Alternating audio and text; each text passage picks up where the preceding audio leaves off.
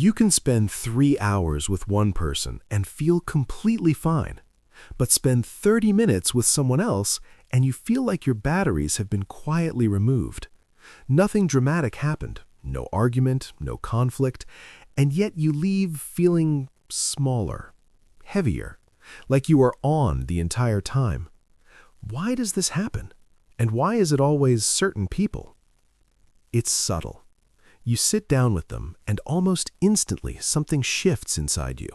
Your tone changes, your posture adjusts, your brain speeds up. You start anticipating. What mood are they in? What do they need from me today? How do I keep this smooth? You become the fixer, or the therapist, or the entertainer. You nod more, laugh quicker, soften your opinions, and by the time you leave, your body feels like it ran a marathon.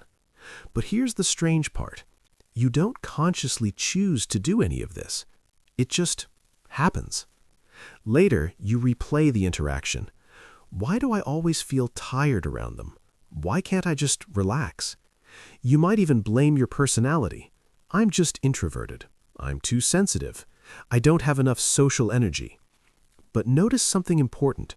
You're not drained around everyone. Only certain people activate this version of you. That's the clue. Because what's exhausting you isn't the person, it's the role.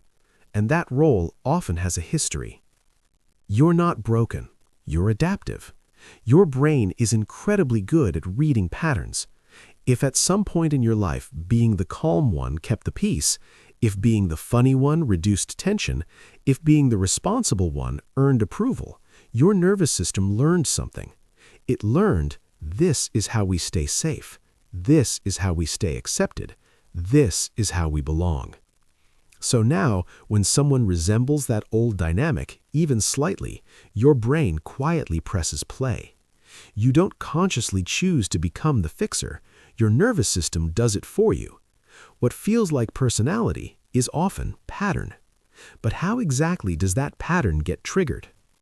Let's break it down. Your brain has a predictive system. In neuroscience, this is called predictive processing. Your brain constantly guesses what's about to happen based on past experience. If someone's tone reminds you of a critical parent, if their silence reminds you of an emotionally distant partner, your brain doesn't wait for proof. It predicts. And then it prepares. Preparation means activation. The amygdala, your threat detector, lights up. The prefrontal cortex starts strategizing. Your stress system releases a small amount of cortisol. Not enough for panic, just enough for vigilance. Here's the metaphor. Imagine your nervous system as a smoke detector, but it's calibrated by your past. If you grew up around constant emotional smoke, your detector became hypersensitive. So now even steam from a shower can trigger the alarm. When you're around certain people, your system thinks there might be smoke, so you become useful, because usefulness once meant safety. This connects to something in psychology called self-schema. A self-schema is the story your brain builds about who you are. I'm the responsible one. I'm the peacemaker. I'm the strong one. When you enter a social space, your brain scans, which version of me keeps this stable? Then it activates that schema. It's efficient, automatic, and deeply ingrained. But holding a schema that doesn't match your present self requires energy. That's the drain. You're not just talking, you're performing a historically successful survival strategy, and your brain is working overtime to maintain it. So how do you stop replaying roles you didn't consciously choose? We don't start by changing the other person. We start by understanding the activation. 1. Name the role in real time. What to do? After interactions, ask yourself, who was I being in that room? Fixer? Entertainer? Therapist? Child? Write it down. Why it works? Labeling activates the prefrontal cortex, the part of your brain responsible for conscious regulation. Research on affect labeling shows that labeling internal states reduces amygdala activity. You can't regulate what you don't recognize. Real-life example. After dinner with a friend, instead of saying, "I'm tired," you write, "I was the emotional support system for 2 hours." That shifts it from vague exhaustion to identifiable pattern, and patterns can be interrupted. 2. Track the trigger, not the person. What to do? Ask, what specifically activated me? Was it their tone, their helplessness, their need for validation? Be precise. Why it works? Your brain encodes experiences through associations. When you isolate the trigger, you separate past from present. This weakens automatic prediction loops. Real-life example. You realize it's not your friend who drains you. It's when they say, "I don't know what to do, can you help me?" That phrase pulls you into problem-solving mode. Now you see the switch being flipped, and awareness slows the reflex. 3. Practice micro non-performance. What to do? Choose one small moment to not perform. Don't fix, don't joke, don't over-explain.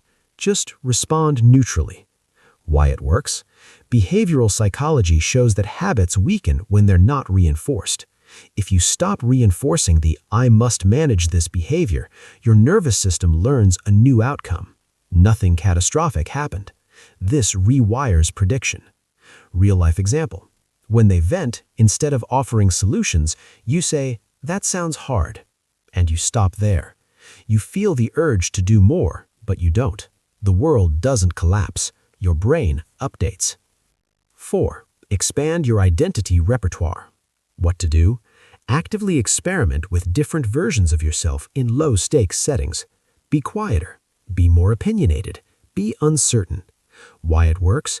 Self-schema theory shows identity becomes flexible through repeated contradictory experiences. The more evidence your brain collects that you can exist outside one role safely, the less rigid that schema becomes. Real-life example. At work, instead of being the reliable problem solver, you say, "I'm not sure, what do you think?" You allow space. It feels uncomfortable at first, but your nervous system slowly recalibrates. 5. Schedule recovery as nervous system reset. What to do? After activating interactions, build in decompression time, walking, silence, journaling. Not as avoidance, as regulation. Social vigilance keeps your sympathetic nervous system engaged. Intentional downregulation through slow movement or quiet reflection activates the parasympathetic system. This tells your body, "You're safe now." Real-life example. Instead of scrolling your phone after seeing them, you take a 15-minute walk without input. Your breathing slows, your mind clears, you return to yourself. 6. Integration. Here's the simple mental model. You're not drained by people, you're drained by outdated identities. Each draining interaction is your brain running old software in a new environment. It thinks it's protecting you, but it's using yesterday's rules. When you name the role, spot the trigger, and experiment with non-performance, you're not changing your personality, you're updating the software. Slowly, gently. 7. Quiet, empowering close. There will always be people who activate something in you. That's human, but activation doesn't mean obligation. You're allowed to exist in a room without managing it. You're allowed to be present without performing safety. And the next time you leave someone feeling drained, instead of asking, "What's wrong with me?" you might ask, "Which old version of me just showed up?" Because once you can see the role, you can decide whether you still want to play it. And that choice is where your energy begins to return.